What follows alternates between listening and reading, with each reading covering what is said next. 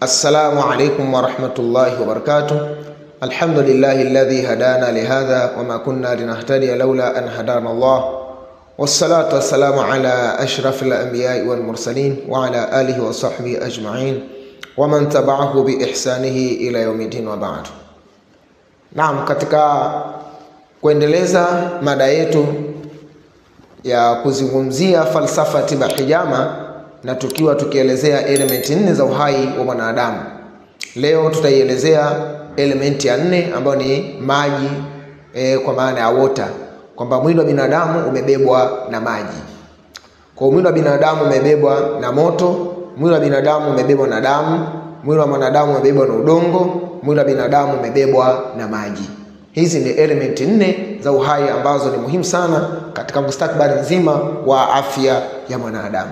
Tunaposema maji ni moja kati ya elementi muhimu inayojenga uhusiano mzuri wa afya ya mwanadamu na kumfanya mwanadamu aendelee kusurvive na maisha. Maana yake ni nini? Tunaposema maji yanawakilisha usafi wa ndani.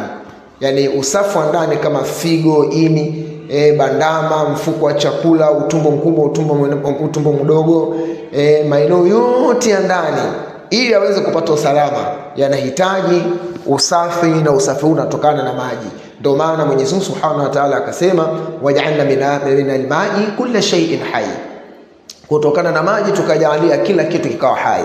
Kwa maana kwamba unywaji wa maji unasaidia usafi wa ndani ya mwili. Kwa kupitia tiba ya hijama, miongoni mwa elementi zinazoenda kuwekwa sawa ni uwiano wa maji katika mwili. Kwa hiyo tunapozungumzia maji katika mwili wa binadamu inawakilisha usafi wa ndani, lakini pia ubaridi. Mwili wa binadamu una kiwango chake cha ubaridi. Kama vile ambavyo kuna kiwango cha ujoto, basi pia kuna kiwango cha ubaridi. Baridi ikizidi sana ni tatizo katika mwili wa binadamu, inaweza kaleta shida. Lakini kama vile ambavyo tulivyoona awali, joto likizidi sana pia linaweza likaleta tatizo.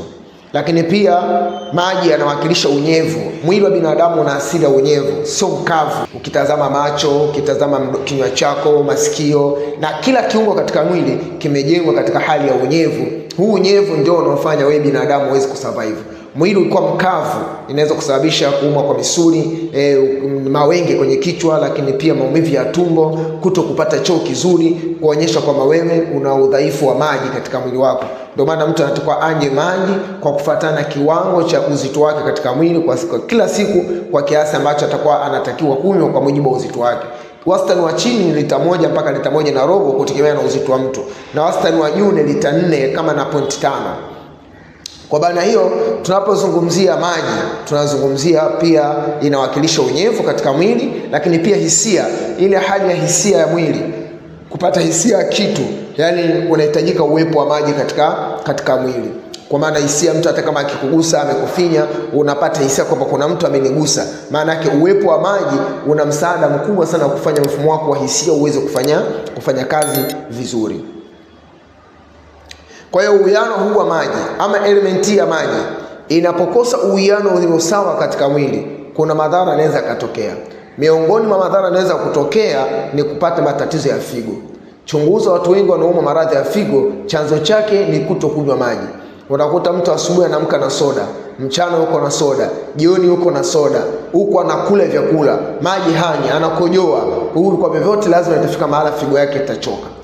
Kwa hiyo unywaji wa maji unaimarisha afya ya figo, na kwa sababu inakwenda kuweka uwiano mzuri wa maji katika mwili, na hivyo figo inapata uhai. Lakini pia uwiano wa maji unasaidia kuimarisha afya ya ini, uwiano wa maji unasaidia kuimarisha afya ya mfuko wa chakula, uwiano wa maji unaimarisha mfumo wa mmeng'enyaji wa chakula. Kwa hiyo kukosekana uwiano wake, kwa maana ile element ya maji kutokuwa katika uwiano sawa, inaweza kuleta madhara ya figo. Lakini pia ngozi kavu, ngozi yako inaweza kanyauka, ngozi imekosa mafuta, ngozi imekosa rutuba kwa sababu ya kutokunywa maji. Lakini pia unaweza kupata athari ya kiungulia. Kuna watu wanahangaika sana kiungulia, anahangaika kula dawa si na nini, kumbe kiungulia sehemu kubwa sana chanzo chake inasababishwa na hali ya ukavu wa mfuko wa chakula. Kwa hiyo kunywa maji ya kutosha, utaona kiungulia kile kinapotea na hatimaye kinaondoka moja kwa moja. Kwa hiyo elementi ya 4 katika elementi za uhai wa mwanadamu amebebwa na maji. Na wanasayansi wanakutuambia kwamba mwanadamu 75% ya mwili wake ni maji. 75% ya mwili wa binadamu ni maji. Hiyo damu yenyewe ili izunguke inahitaji maji, kwa sababu tunapozungumzia damu ni seli nyekundu ambazo zenyewe ili zisambae katika mfumo wa mwili lazima unahitajika maji. Ndio maana damu yenyewe ipo katika asili ya kimiminika, kwa maana maji. Na ndio maana utaona kwamba binadamu akipungukiwa na maji, akipungukiwa na damu tofauti. Akipungukiwa na maji, madaktari watahangaika kwa haraka sana kuhakikisha irudishe kiwango cha maji katika mwili, kwa sababu kukauka kwa maji katika mwili wa binadamu itapelekea seli nyekundu za damu zigande. Kwa maana ikiganda damu, maana yake na uhai tena unakuwa haupo. Tofauti mtu anaweza akapungukiwa na damu, akabaki na damu 2, akabaki na damu 3 na bado akaweza kustahimili. Pamoja atakuwa amechoka na nini, lakini bado akaweza kustahimili. Lakini sio maji. Maji ni kitu the best sana katika mwili wa binadamu. Sasa uhusiano wa hijama na hizi elementi 4, kwamba uhusiano wake unakuwaje? Hijama inasaidia sana kwa watu, inasaidia sana kuziweka hizi elementi 4 zote tulizozitaja. Moto, kwa maana moto, tumetaja damu, tumetaja element ya udongo, tumetaja element ya maji. Hakuna tiba duniani inayoweza kuweka sawa hizi element 4 isipokuwa tiba ya hijama ya Mtume Muhammad sallallahu alaihi wasallam, kwa sababu hijama inasaidia kupunguza moto mwingi mwilini kwa kuondoa damu chafu, lakini pia inasaidia kushusha joto la mwili na kutuliza hasira au mafua ya moto.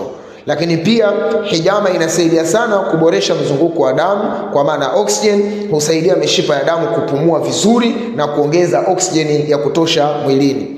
Lakini 3, inasafisha sumu zilizokwama kwenye ardhi ya mwili, kwa maana kama vile ini, ngozi na mifupa, ambayo kwa falsafa ya udongo ni mizizi ya nguvu za mwili. Lakini pia hijama inasaidia sana kwenye maji ya mwili kuzunguka vizuri. Inahamasisha mfumo wa lymphatic system, lakini ambao husaidia sana kusafisha maji mwilini. Kwa hiyo tunapozungumzia elementi 4 za uhai, hizi ndio ambazo zinajulisha ima mwanadamu ni mgonjwa au ni mzima.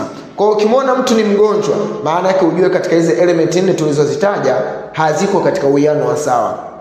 Ukimwona mtu ana afya nzuri, maana yake hizi elementi 4 zote zipo katika uwiano sawa, na hakuna tiba duniani wala dawa ya kuziwefanya hizi elementi 4 ziwe sawa sawa isipokuwa ni tiba ya hijama ya Mtume Muhammad sallallahu alaihi wasallam. Kwa hiyo tunawakaribisha sana katika kliniki yetu ya Kamna Hijama Clinic Center kwa ajili ya kupata huduma za matibabu ya hijama. Wewe mwenye maradhi ya figo, ini, mwenye maradhi ya pressure, maradhi ya moyo mkubwa, una tatizo sio la stroke na magonjwa mengineyo, haya yote chanzo chake ni hizi elementi 4 kutokuwa katika uwiano ulio sawa. Hijama itakusaidia kuweka sawa. Lakini pia tunatoa dawa kwa wagonjwa mbalimbali, magonjwa kama vidonda vya tumbo, lakini pia tunatibu magonjwa kama yanahusiana na magonjwa yanayohusiana na mfumo wa mmeng'enyaji wa chakula, kama tatizo ya uvimbe na mengineyo, upungufu wa madini ya calcium. Tunazo dawa zetu nzuri sana ambazo zinaweza kumsaidia mtu kuweza kuondoa maradhi hayo, sambamba na kuambatanisha na tiba ya hijama ya usafishaji damu, tiba ya Mtume Muhammad sallallahu alayhi wasallam.